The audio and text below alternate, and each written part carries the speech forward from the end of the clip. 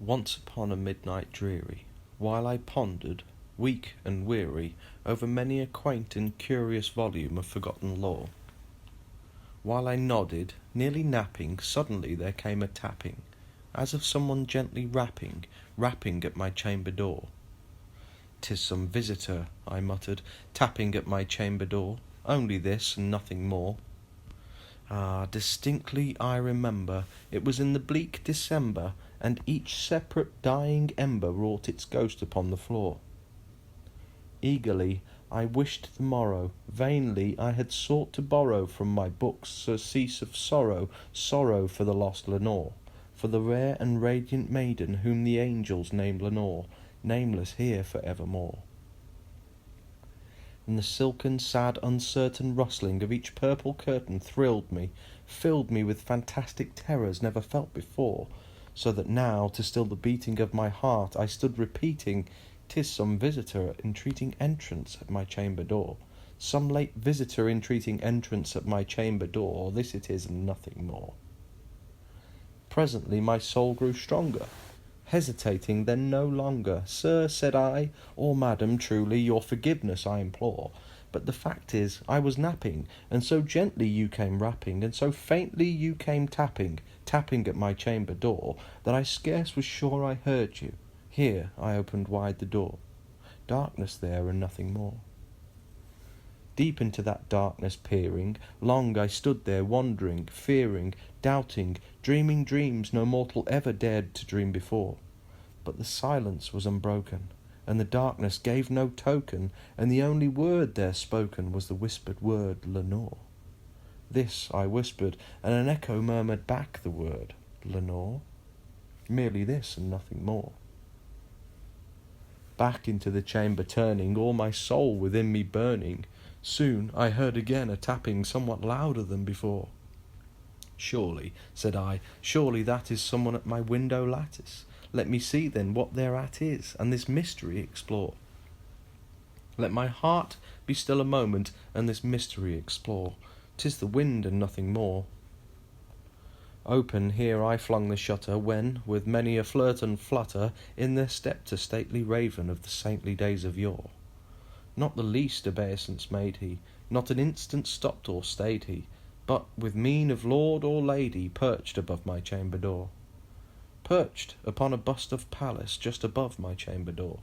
Perched and sat, and nothing more.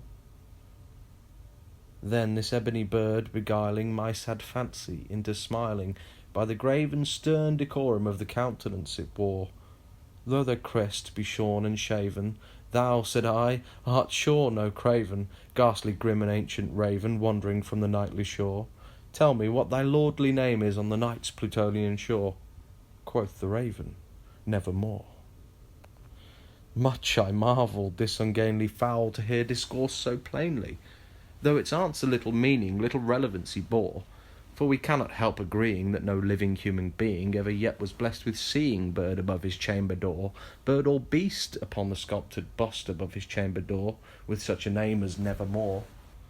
But the raven, sitting lonely on the placid bust, spoke only that one word, as if his soul in that one word he did outpour. Nothing farther than he uttered, not a feather then he fluttered, till I scarcely more than muttered, "Other friends have flown before. On the morrow he will leave me, as my hopes have flown before." Then the bird said, "Nevermore."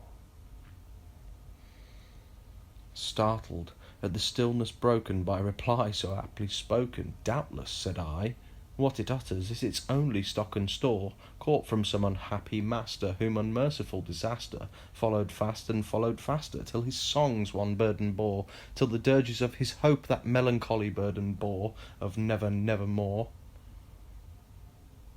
But the raven, still beguiling all my sad soul into smiling, straight I willed a cushioned seat in front of bird and bust and door. Then, upon the velvet sinking, I betook myself to linking fancy unto fancy, thinking what this ominous bird of yore, what this grim, ungainly, ghastly, gaunt, and ominous bird of yore meant in croaking "Nevermore."